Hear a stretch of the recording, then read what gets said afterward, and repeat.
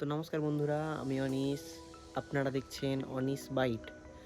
তো যাদের 2002 সালের ভোটার লিস্টে নাম নেই তারা কি এসআইআর ফর্ম ফিল আপ করবেন না? চলুন জেনে নেওয়া যাক আজকের এই ভিডিওতে।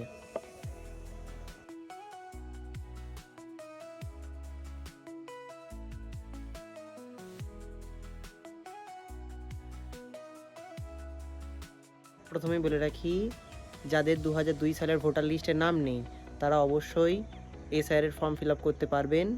তো চলুন জেনে নেওয়া যাক কিভাবে ফর্ম ফিল আপ করবেন। আপনাদেরকে বিএলও একটি ফর্ম প্রোভাইড করে যাবে ঠিক এই রকম। তো আপনারা এই ফর্মটি সঠিকভাবে কিভাবে ফিল আপ করবেন স্টেপ বাই স্টেপ জেনে নেওয়া যাক। প্রথমে আপনারা এসআইআরের ফর্মটির ওপর চলে আসবেন, যেটি আপনাদেরকে বিএলও অফিসার প্রোভাইড করে গিয়েছে। তো দেখে নেবেন এখানেতে আপনাদের নির্বাচকের নাম লেখা আছে, শো হবে। নির্বাচকের এপিক নাম্বার ঠিক তার নিচেতে শো হবে। আজকে এই ভিডিওটি কিন্তু শুধুমাত্র 2002 সালের পরবর্তী যারা তাদের জন্য, কেননা তাদের 2002 সালে ভোটার লিস্টে নাম নেই। তো প্রথমে আপনারা দেখবেন এই দিকটা করে এই বক্সটিতে আপনাদের নিজেদের সমস্ত ডিটেলস দেয়া আছে। তার ঠিক ডান দিকে দেখবেন এই বক্সটিতে একটি ফটো আপনাদেরকে লাগাতে হবে। এখানে দেখতে পাচ্ছেন। তারপরে মেন ফর্মে চলে আসি আমি। তো প্রথমে আছে দেখুন জন্ম তারিখ। জন্ম তারিখের পাশে লেখা আছে তারিখ, মাস, বছর। তো আপনারা এখানে তারিখ, মাস আর বছর প্রোভাইড করে দেবেন। তো আমি বলবো, যদি আপনারা ফর্মটিকে ইংলিশে ফিল আপ করেন তো প্রতিটা লেটারই কিন্তু আপনারা ইংলিশে দেবেন, অর্থাৎ নামগুলো বাদে আপনারা কিন্তু সমস্ত কিছুই ইংলিশে দেবেন। আর যদি আপনারা বাংলাতে দেন তো সমস্ত কিছুই বাংলাতে দেবেন, বাংলা ইংলিশ মিক্স যেন না থাকে। তো প্রথমে আমরা জন্ম তারিখটা দিয়ে দিলাম, তারপরে আধার নাম্বার। এখানে লেখা আছে ঐচ্ছিক। তো আমি বলবো যেই সমস্ত জিনিসগুলো এই ফর্মে ঐচ্ছিক লেখা আছে সেই জিনিসগুলো অবশ্যই প্রোভাইড করার। তো আধার কার্ডের নাম্বারটা এখানে দিয়ে দেবো 6580532812x6। এখানে x6টা আমি অ্যাকচুয়ালি প্রাইভেসির জন্য লিখেছি। তো আপনারা কিন্তু আপনাদের যে আধার নাম্বার সেটি পুরোপুরি ফিল আপ করে দেবেন। তার ঠিক নিচে দেখুন মোবাইল নাম্বার লেখা আছে। তো মোবাইল নাম্বারটিতে আপনারা আধার কার্ডের সাথে যেই মোবাইল নাম্বারটি লিঙ্ক আছে সেই মোবাইল নাম্বারটি প্রোভাইড করবেন। দেখুন এখানে মোবাইল নাম্বারটি দেওয়া আছে 98375088, আর লাস্টের দুটো আমি ডিজিট প্রথমেই বললাম প্রাইভেসির জন্য হাইড করেছি। তো তার ঠিক নিচে পিতার নাম অভিভাবকের নাম। তো আমি বলবো এখানে আপনার পিতার নাম দেওয়াই ভালো হবে। তো পিতার নাম অর্থাৎ নির্বাচকের নাম যা আছে তার পিতা, অর্থাৎ যদি আপনি ফর্মটি ফিল আপ করেন আপনার ফর্ম, তো আপনার পিতা অর্থাৎ আপনার বাবার নাম এখানে লিখতে হবে। তো দেখুন এখানে পিতার নাম আমি লিখে দিয়েছি রামানন্দ দে।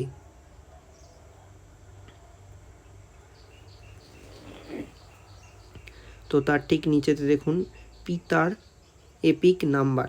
এখানে যদি থাকে লেখা আছে, তো আমি প্রথমেই বলেছি যদি থাকেগুলো সমস্ত কিছুই কিন্তু আপনাদেরকে ফর্মের মধ্যে ফিল আপ করতে হবে, কেননা যেহেতু এটি একটি ভাইটাল ফর্ম। তো আমার রেকমেন্ড এই হবে যে আপনারা সমস্ত ডকুমেন্টসই এর সাথে সাবমিট করুন।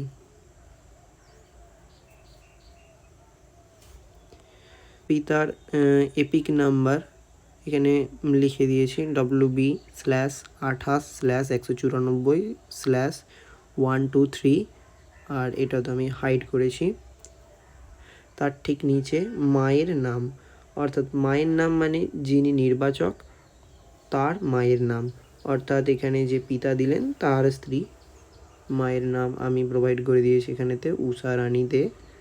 আর মায়ের এপিক নাম্বার এই জায়গাটিতে দিতে হবে, যদি থাকে আমি প্রথমেই বলে দিয়েছি, যদি থাকে এগুলো আপনাদেরকে অবশ্যই প্রোভাইড করতে হবে।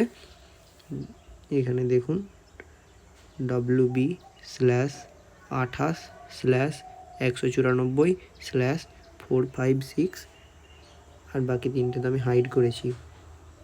তার ঠিক নিচে দেখুন স্বামী অবলিক স্ত্রীর নাম যদি থাকে, তো যদি আপনি বিবাহিত হন তো আপনার স্ত্রীর নাম দেবেন, অর্থাৎ যদি এটি আপনি মহিলাদের ক্ষেত্রে ফিল আপ করেন তো স্বামীর নাম দিতে পারেন। তো এখানে স্ত্রীর নাম প্রোভাইড করা হয়েছে সুভাষিনী দে। আর স্ত্রীর এখানে দেখুন লেখা আছে স্ত্রীর এপিক নাম্বার, তো স্ত্রীর এপিক নাম্বার এখানে দিয়ে দিয়েছি NIO 20241।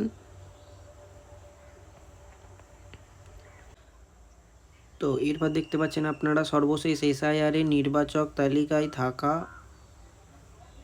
নির্বাচকের বিবরণ এখানে চেয়েছে, ঠিক এইখানে লেখা আছে। আর তার ডান দিকের বক্সে লেখা আছে আত্মীয়ের বিবরণ যার নাম পূর্ববর্তী কলামে সর্বশেষ SIR এ দেওয়া আছে। তো এই ক্ষেত্রে বাঁ দিকের ফর্মটি আপনাকে ফিল আপ করতে হবে না, যেহেতু আপনার 2002 সালের ভোটার লিস্টে নাম নেই। যদি আপনার থাকতো তাহলে এই ধারটা ফিল আপ করতে হতো, কিন্তু যেহেতু আপনার নেই সুতরাং আপনি এই ধারটা ফিল আপ করবেন না। তো চলে আসছি ডান দিকের ফর্মে, ডান দিকের বক্সে।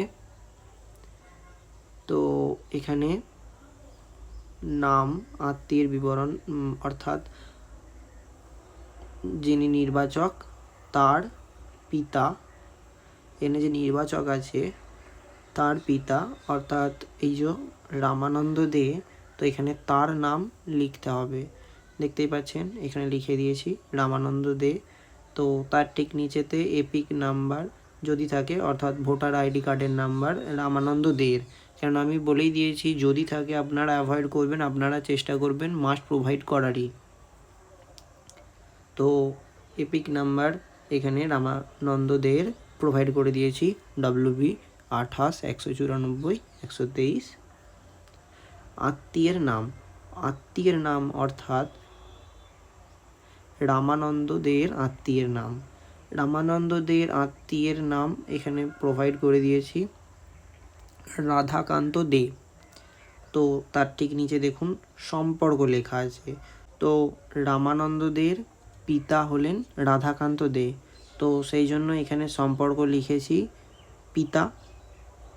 তো এখানে ভুলেও আপনারা যেহেতু রাধাকান্ত দে যিনি, তো তিনি হচ্ছেন নির্বাচকের দাদু সম্পর্কে, তো সেক্ষেত্রে আপনারা কিন্তু এখানে সম্পর্ক কোনো মতেই দাদু লিখবেন না, আপনারা এখানে পিতাই লিখবেন, যেহেতু এখানে রামানন্দ দের পিতা রাধাকান্ত দে। আপনারা কিন্তু একদম same to same step by step প্রসেসটি ফলো করবেন, তাহলে আপনাদের SIR এর ফর্ম ফিল আপে কোনো গণ্ডগোল হবে না।